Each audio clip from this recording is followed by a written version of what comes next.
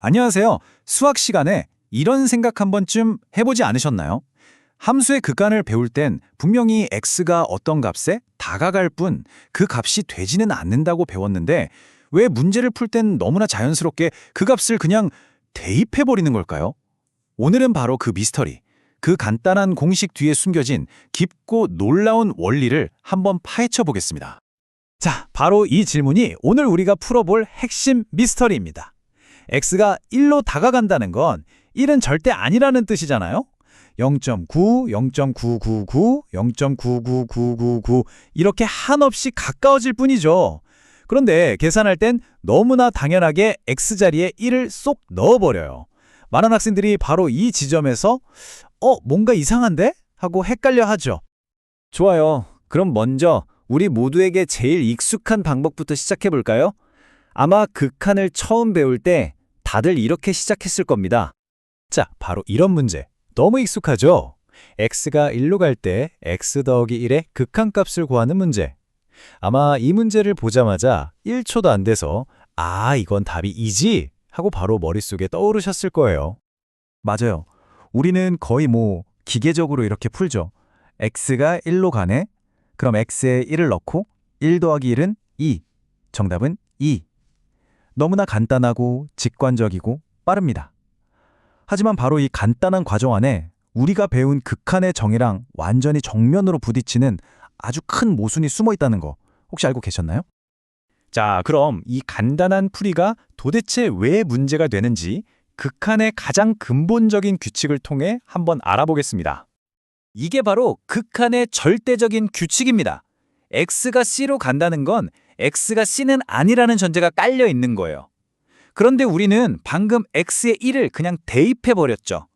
x가 1이 된다고 해버린 거잖아요. 이건 명백한 모순이죠. 그럼 도대체 뭐가 맞는 걸까요? 우리가 배운 계산법이 틀린 걸까요? 아니면 이 규칙에 우리가 모르는 뭔가 비밀이라도 있는 걸까요? 자, 이 두 함수를 한번 보세요.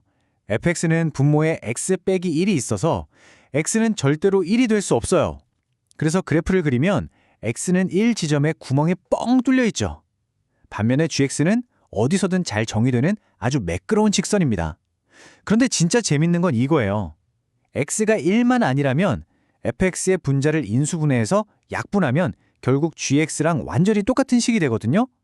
그러니까 딱 한 점, x는 1이라는 그 지점만 빼면 두 함수는 사실상 완전히 똑같다는 겁니다. 바로 이겁니다. 이게 핵심이에요. 극한이라는 건요, 그 지점의 값이 뭐냐 이걸 묻는 게 아니에요.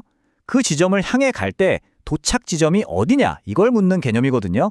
그러니까 x는 1에 구멍이 뚫려 있든 말든 두 함수 모두 1 주번에서는 똑같이 2를 향해 가고 있잖아요.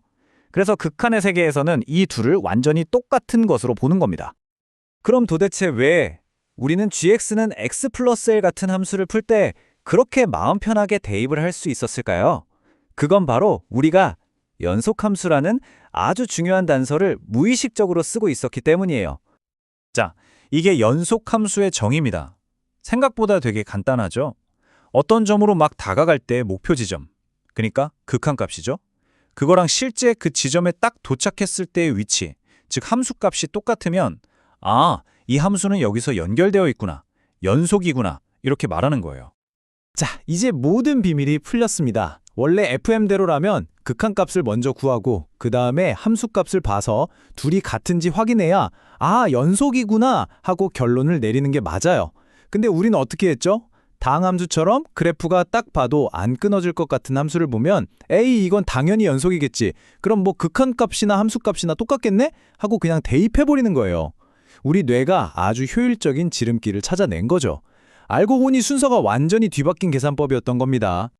네, 우리는 연속이니까 하고 직관적으로 넘어갔지만 수학자들은 이걸로 만족할 수가 없었죠. 가까워진다는 이 애매한 말을 어떻게 아무도 반박할 수 없는 완벽한 논리로 만들 수 있을까? 여기서 바로 그 유명한 입실론 델타 논법, 저는 이걸 오차범위 게임이라고 부르는데요. 이게 등장합니다. 자, 이 게임에는 두 명의 선수가 있어요. 도전자랑 증명자. 도전자는 아주 작은 결과값의 오차범위, 여기선 P라고 할게요. 이 P를 딱 제시하면서 아주 깐깐하게 요구합니다. 결과값이 2에서 이 P만큼의 오차범위 안으로 들어오게 만들어봐. 그러면 증명자는 알았어. 그럼 입력값의 허용 범위 이걸 Q라고 하죠. 이 Q 안에서만 X를 고르면 네가 원하는 대로 결과가 나올 거야 라고 답해야 해요. 도전자가 아무리 작은 P를 가져와도 증명자가 그에 맞는 Q를 항상 찾아낼 수 있다면 증명자가 이기는 겁니다. 자, 그럼 우리 x 플러스 1 함수로 직접 게임을 한번 해볼까요? 도전자는 결과값과 2의 차이가 P보다 작기를 원하죠. 식을 대입하고 정리하니까 와, 보세요. 놀라운 결과가 나왔습니다. x-1 less than P. 이건 입력값 x와 1의 차이가 P보다 작아야 한다는 뜻이죠. 잘 보세요.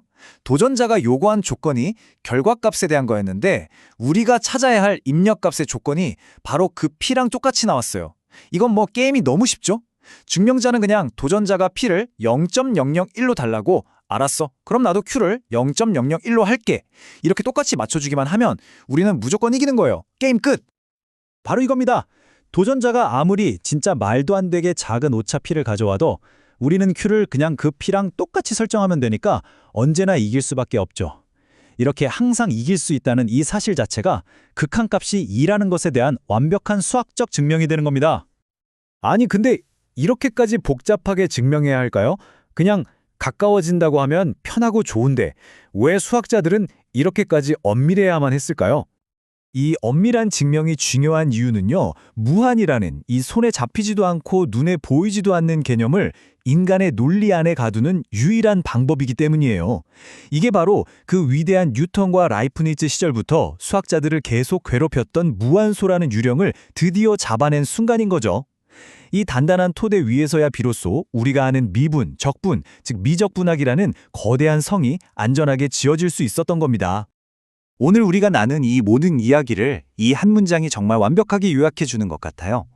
극한은 목적지가 어딘가를 묻는 것이지 그 지점에 발을 디뎠는가를 묻는 것이 아니다. 구멍이 뚫려 있든 말든 그곳을 향해 가고 있다면 목적지는 분명히 존재하는 거죠.